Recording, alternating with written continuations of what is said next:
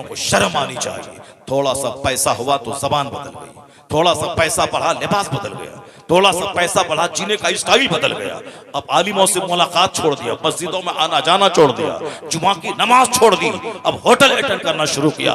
तुम्हें उस पंडित जी से सबक हासिल करना चाहिए और यह कसम खाना चाहिए कि जब ये पंडित जी मंदिर से लेकर के पार्लियामेंट तक, पार्लियामेंट से लेकर सीएम हाउस तक अपना लिबास नहीं छोड़ा, अपने मजहब के साथ वफादार रहा, तो मैं भी चाहे प्रधान रहूं तो भी मुस्तफा का गुलाम रहूंगा, विधायक रहूं तो भी गुलाम रहूंगा, सांसद बनूं तो भी गुलाम रहूंगा, दिल्ली पहुंचूं तो भी गुलाम रहूंगा, और अरबपति बनूं तो भी मुस्तफा का गुलाम, मजदूर रहूं तो भी मुस्तफा का। नारे तकबीर, नारे रिसालत, उलमाए अहले सुन्नत, मसलके आला हजरत, नारे तकबीर, नारे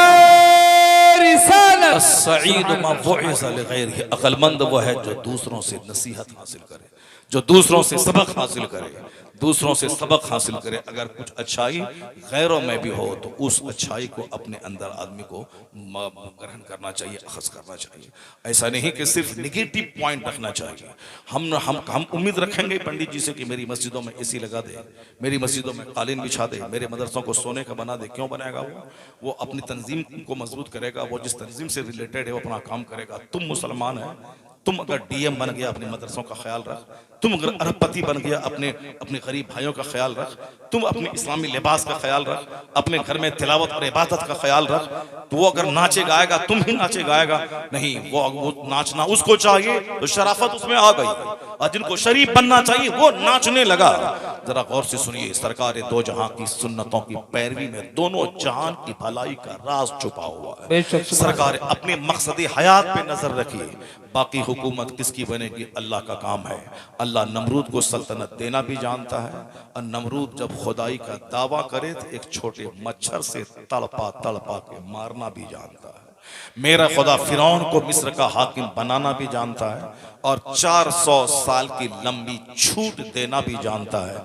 और अगर उसके दिमाग में कीड़ा काटे कि मैं खुदा हो गया, लोग मेरी परस्तिश करें, तो उसे पानी में डुबा के तड़पा के मारना भी जानता है। मेरा खुदा वो है जो कारून को बेपनाह खजाना देना भी जानता है, और अगर दिमाग में कीड़ा काटे उसके तो सारे खजानों समेत जमीन में धंसाना भी जानता है। मेरा खुदा वो है जो अबू जहल को कुरैश का सरदार बनाना भी जानता है, और अगर दिमाग में कीड़ा काटे मुस्तफा के कत्ल का प्लान बनाए, उसे 2 बच्चों के हाथों मैदान बद्र में जलील करके मारना भी जानता है। इसलिए कभी भी नर्वस होने की जरूरत नहीं, अपने रब से रिश्ता मजबूत रहे, कुरान पाक की तिलावत डेली रहे, नमाज पंजगाना पाबंदी से अदा हो, चाहे जनाजा घर से निकले तो भी नमाज न छूटे, चाहे बारात घर से निकले तो भी नमाज न छूटे, हर हाल में पाबंदी से नमाज अदा हो। बाकी फिर इंतजार कर, जिस जो रब कल के नमरूद को नहीं छोड़ा है वो आज के नमरूद को भी नहीं छोड़ेगा, जो रब कल के फिरौन को नहीं छोड़ा है वो आज के फिरौन को भी नहीं छोड़ेगा, जो रब कल के कारून को नहीं छोड़ा है वो आज के कारून को भी नहीं छोड़ेगा, जो रब कल के अबू जहल को नहीं छोड़ा है वो आज के अबू जहल को भी नहीं छोड़ेगा। मेरे रब का कानून है कि मैं नेमतें देता हूं, जब बंदा नेमतों की नाशुक्री करता है, उसका गलत इस्तेमाल करता है, तो हम उससे नेमतें छीन लेते हैं। तो कल गरीब का बच्चा था नमरूद, उसे दुनिया का हाकिम बना दिया, लेकिन जब सजदा करवाने लगा एक मामूली मच्छर से तड़पा तड़पा के मार दिया। तो आज भी जो लोग नेमतों में खेल रहे हैं, जिनके पास सेहत है, जिनके पास दौलत है, जिनके पास मुलाजमत है, जिनके पास नौकरी है, जिनके पास हिंदुस्तान की कमान है, वो न समझें कि मेरा अपना हक था जो मुझको मिल गया, वो समझ लें कि वह आसमाइशों में गिरफ्तार है, उसको आसमाइशों में डाल दिया गया है। इतनी बड़ी नेमत है, उसका शुक्र अदा करें, गरीबों को हक दिलाएं, लोगों को मत सताएं, समाज में दूध का दूध पानी का पानी फैसला करें, समाज के सारे शहरियों को अपनी औलाद के समान उसको माने, और भेदभाव बरतना छोड़ दें, और सब कुछ छोड़ दें। वर नहीं, मेरा कुरान कहता है बादशाहत देने वाला खुदा अब बादशाह साथ छीनने वाला खुदा, तो जहां थे वहीं दोबारा अल्लाह पहुंचा देगा, क्योंकि मेरा खुदा इतना बड़ा है जिनका कमाल कभी सवाल पजीर नहीं होता।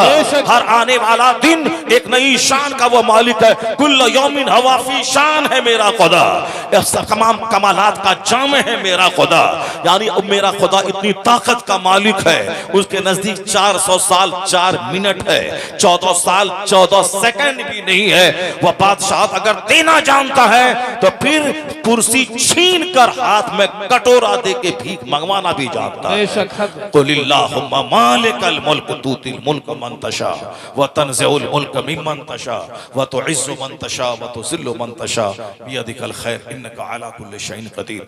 अरब के बकरी चराने वालों को अल्लाह ने रूम का हाकिम बना दिया, अरब के खाना बदोशों को अल्लाह ने ईरान का हाकिम बना दिया।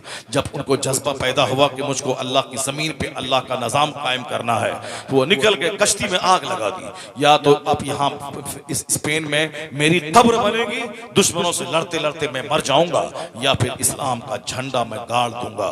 तो जो अब मरने के लिए जाता है शहादत पाने के लिए कि दोबारा लौट के घर नहीं आना है, कश्ती में आग लगा देनी है, फतह तो उसी का कदम चूमती है।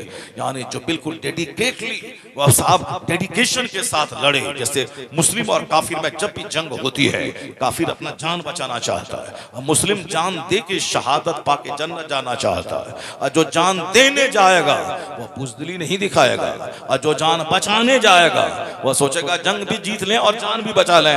ऐसा नहीं होता है। और जो जान देने जाता है उससे कभी भी कोई पंगा नहीं ले सकता है, क्योंकि वह जान बचाने नहीं गया, वो जान देने गया है। जब जान देने गया है तो आसानी से जान नहीं देगा, आखिरी दम तक 2 4 10 20 50 को जहन्नम पहुंचाएगा, फिर आखिर में शहादत का जाम पिएगा। ये हमारे बुजुर्गों ने तुमको भी समझाया है।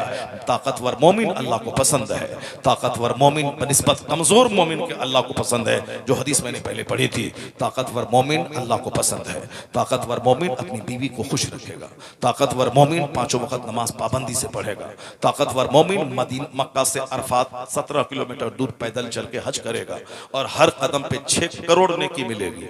आला हजरत ने पूरी जमीन की पैमाइश की है और बताया है कि कितने खरब, कितने अरब, कितने करोड़ नेकियां पैदल चलने के बाद मिलती हैं। हर कदम के बाद 6 करोड़ नेकी मिलती जो पैदल चलेगा। बदन में ताकत रहेगी, सीना मजबूत रहेगा, तब बंदा पैदल चलेगा। यहाँ तो गुटखा खा खा करके इतना कमजोर बंदा हो गया है कि 10 कदम दौड़ता है तो सीना कांपने लगता है और सीने पे हाथ रख के चलता है। तो इतना कमजोर आदमी न अपनी बीवी को बचा पाएगा, कमजोर आदमी न नमाज पढ़ पाएगा, कमजोर आदमी न हज कर पाएगा, कमजोर आदमी न पासपोर्ट ऑफिस में लाइन में लग करके 2 घंटा खड़ा रह पाएगा। बेशुमार लड़कों को हम लोग देखते हैं वो लाइन में खड़ा है, अब साहब चक्कर आया गिर गया। ये छोकरा 18 साल का चक्कर आया गिर गया। यहाँ 28 25 30 35 50 साल का बूढ़ा अधेड़ आदमी वो लाइन में खड़ा है 5 घंटे से, कोई चक्कर नहीं है। और ये 18 साल का छोकरा चक्कर आया है गिर गया है। सिर्फ सिगरेट पीना, तंबाकू खाना, गुटखा खाना, झूठ बोलना, 24 घंटे स्क्रीन पे निगाहें टिका के फिल्में और फजूल बातों को देखना।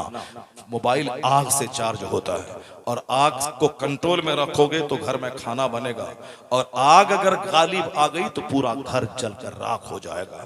इसलिए मोबाइल को कंट्रोल में रख। अगर मोबाइल गालिब आ गया तो तेरी सोच, तेरी समझ, तेरा जिस्म, तेरा दिमाग सब जलकर राख हो जाएगा। तेरे बच्चे, तेरी नस्ल, तेरी औलाद, तेरा घर सब जल जाएगा। इसी तरह जल रहा है जिस तरह आए दिन अखबारात में खबरें मिल रही हैं। मुसलमान की खूबसूरत बेटी बरेली इलाके में गैर मुस्लिम के साथ शादी कर ली, मुसलमान की बेटी आजमगढ़ में एक गैर मुस्लिम के साथ शादी कर ली। एक मौलवी मौलाना, बरेलवी मौलाना की बीवी 2 दिन पहले वो गैर मुस्लिम के साथ भाग के शादी कर ली। जाहिर सी बात है, जब घर में ईमान नहीं रहेगा, इस्लाम नहीं रहेगा, तो वही होगा जिसका तमाशा सारा हिंदुस्तान देखा। जब आप दूसरों, हम पर्दा फर्ज है, देवर से पर्दा फर्ज है, चचेरे भाई से पर्दा फर्ज है, अपने भांजे से पर्दा फर्ज है। क्यों? भांजे से निकाह हो सकता है। अगर मामू मर गया, मामानी से निकाह भांजे का हो सकता है। जिससे निकाह हो सकता है उससे पर्दा फर्ज है। अगर चचा मर गया तो चची से भतीजे का निकाह हो सकता है। जिससे निकाह हो सकता है, अपने जवान भतीजे से भी पर्दा फर्ज है। जिसने भी अपने जवान भतीजे के साथ अपनी बीवी को नहीं, वो तो बेटा है भेजा, कुछ दिनों के बाद पता चला कि चचा अपनी जगह है, भतीजे के साथ दिल बहला रही है उनकी बीवी भतीजे के साथ। और एक भतीजे ने अपने चचा को गोली मार दी कुछ दिन पहले, जब वो चचा ने सख्ती की कि नहीं तुमको ऐसे इनके साथ नहीं जाना है, उन्होंने गोली मार दिया अपने चचा को। अब तुमको छोड़ देंगे, तुम चचा मेरे बाप का भाई हो तो क्या, भागो, इसको मैं नहीं छोड़ूंगा। ये हिंदू दोस्त गैर मुस्लिम दोस्त के साथ एग्जाम दिलाने के लिए भेज रहा है बड़े मौलाना साहब। अब जब वो दोस्त उसकी बीवी को लेके चला गया, अब उसी से शादी चली। एक तो शादी करना अलग है, मजहब खत्म हो गया, दीन खत्म हो गया, काफिरा बन गई, मुर्तद बन गई, अब कहीं का नहीं रही, ना दुनिया का ना आखिरत का। जवानी तो 10 साल के बाद खत्म हो जाएगा, चेहरा तो चमड़े का चेहरा तो ढल जाएगा, जवानी तो रहेगी नहीं। जो लोग जवान थे और आज बूढ़े हो गए, जो औरतें जवान थी वो आज बूढ़ी हो गई, लाठी के सहारे चल रही है। जवानी आज है कल खत्म, मगर मरने के बाद जहां जाना है वहां का एक दिन 50,000 साल के बराबर होगा। असल रुसवाई वहां की, असल बेइज्जती वहां की। इसलिए हर मुसलमान पे लाजिम है doctor, engineer, professor, IAS officer, IAS ये मत करे। अपने बेटे के ईमान की फिक्र करे, अपने बेटे के अकीदे की फिक्र करे, अपनी बेटी के ईमान की फिक्र करे, अपनी बेटी के अकीदे की फिक्र करे। यही सब तमाशा होता रहेगा, महफिलें उजड़ती रहेंगी, तो फिर तुम्हारे बच्चों को दीन कौन सिखलाएगा, तुम्हारी औरतों को दीन कौन सिखलाएगा। शादी ब्याह में जो धमाल मचेगा, डीजे बज रहा है, मजा मिल रहा है, तो फिर क्या होगा। जिस शादी की पहली तारीख को ही हराम काम कर दिया गया, वो शादी आगे रंग क्या लाएगी, यही रंग लाएगी कि डकैत औलाद पैदा होगी। यही रंग, जिस शादी में हराम दाखिल हो, नबी की सारी बात को ताक पे रख दिया गया। हुजूर ने कहा था निकाह में नेक औरत का सिलेक्शन करना, नेक औरत अगर रहेगी तो औलाद अच्छी होगी। तुमने सिर्फ नाक और चेहरा और कलर देखा, इंटरमीडिएट और ग्रेजुएशन की डिग्री के बारे में पूछा, नहीं पूछा कि दरूद ताज याद है कि नहीं, दुआए क़ुनूत याद है कि नहीं, DLED किए हैं, करी है कि नहीं करी है। अब नाक खूबसूरत है, चेहरा खूबसूरत है, ओके, मेरी तरफ से ओके है। आप कब आएंगे, आइए, शादी की तारीख तय कीजिए। ये नहीं पूछा कि उम्र थी इनके 18 साल, अभी 40 साल तक शादी इसकी नहीं होगी। ये साहब MA कर रही है, PhD कर रही है, उस उम्र हो गई 38 साल 40 साल। ये 20 साल जवान होने के बाद किस तरह गुजरे, कहीं चोर दरवाजे से कहीं एबोर्शन तो नहीं हुआ, 2 4 10 लड़कों से गलत संबंध तो नहीं रहे, कुछ नहीं। नाक लंबी है, आंख बड़ी है, चेहरा गोरा है, चेहरे पे गोश्त है, मेरी तरफ से ओके है। चाहे 4 हमल पीछे से गिर गया हो, वो सब चलता है दुनिया में। आजकल कौन उतना पकड़ता है, कौन देखता है। तुमको जो करना था पहले किए, हमको जो करना था हम करें। अब शादी के बाद दोनों एक साथ मिलकर रहेंगे। यहां आखिरी हद तक लोग सरेंडर कर चुका है। आज से 25 साल पहले मेरे शेख ने कहा था कि अनटच्ड लड़की जिसको कोई टच नहीं किया हो, आज करोड़ों में कोई मिलती है। कहां कराऊं अपने बेटे की शादी, कहां करूं, किसका निकाह, किसका सिलेक्शन करूं। अभी तो साहब ज़िना को लोगों ने फैशन बना लिया, अपने शौहर से लड़ाई है, अजनबी मर्दों से 1-2 घंटे तक मुंह साहब घुमा के कब लड़ाई है, अपने शौहर से लड़ाई है। इस कदर लड़ाई है कि रात दिन मखाने का मैदान है घर। हमारे उलमा को कहना पड़ा कि तुम्हारा घर समाज में जलील हो रहा है, अगर लड़ना ही है तुमको तो तुम भी अरबी सीखो, अपनी बीवी को भी अरबी सिखा दे, और दोनों मिलकर अरबी में लड़ो, ताकि पड़ोसी समझे कि वहां कलमा खानी हो रही है, वहां कलमा खानी हो रही है। इस कदर मैदान जंग घर बना हुआ है, लड़ाई झगड़े अखाड़ा। साहब क्यों नाक देखा था आपने, चेहरे का गोश्त देखा था आपने, 6 फीट की लंबाई देखी थी आपने, दीन नहीं देखा था। कुर्बान जाए मुस्तफा पे। हुजूर ने क्या कहा, वाला अमातुन सौदा ज़ातु दीनिन अफजल। नबी ने कहा था काली कलोटी दीनदार औरत तेरे हक में बेहतर है। हुजूर ने कहा था अद्दुनिया मता, ये दुनिया चंद दिन बरतने की चीज है। वह खैर मता दुनिया इम्रअतुन सालिहा, इस दुनिया की सबसे बेहतरीन पूंजी नेक औरत है।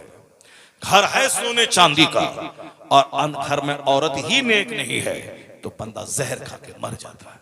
क्या करूं उस घर में रह के जहां औरत ही अच्छी नहीं है। बाहर में खूब नेताजी हैं, मंत्री जी हैं, घर में आए तो वहां साहब संतरी बन गए अपनी बीवी के सामने। अब वो घर छोड़ के भागना चाहता है। औरत अगर अच्छी है तो बाहर हजार गम रहे, घर आने के बाद सुकून मिल जाता है। जब लोगों ने पहले खूबसूरती को देखा, लेकिन जब बाद में घर उजड़ने लगा तो अब कहते हैं नहीं, नेक औरत दुनिया की सबसे बेहतरीन पूंजी है। लोगों ने तबाही का तमाशा देखने के बाद उसी प्लेटफॉर्म पे पहुंचे जो प्लेटफॉर्म मुस्तफा ने अता फरमाया है कि खैर मताई दुनिया इमराअतुन सालिहा, दुनिया की सबसे बेहतरीन पूंजी नेक औरत है। पहले तो मनमानी, पहले तो शरारत, पहले तो घमंड और गुरूर, मौलाना मौलवी मदरसा मस्जिद पीर फकीर, हटा, पैसा कमाओ, पैसा बोलता है, पैसा बोलता है, पैसा बोलता है। पहले तो पैसा बोलता है, पैसा, फैक्ट्री, मकान, अरबों की दुकान। ये मौलाना मौलवी को कुछ नहीं मिलता है तो बोलता है सुन्नत पे अमल कीजिए, तो इस पे चलिए। कौन चलता है उस पर, कौन अमल करता है, कौन अमल करता है। और बाद में जब फटती है और बाद में जब ज़कात बंटने लगती है, जब तबाही का तमाशा देखता है, तब बोलता है बात वही सच्ची है जो मुस्तफा ने कही है। तबाही का तमाशा देखने के बाद उसी प्लेटफॉर्म पे बंदा आता है।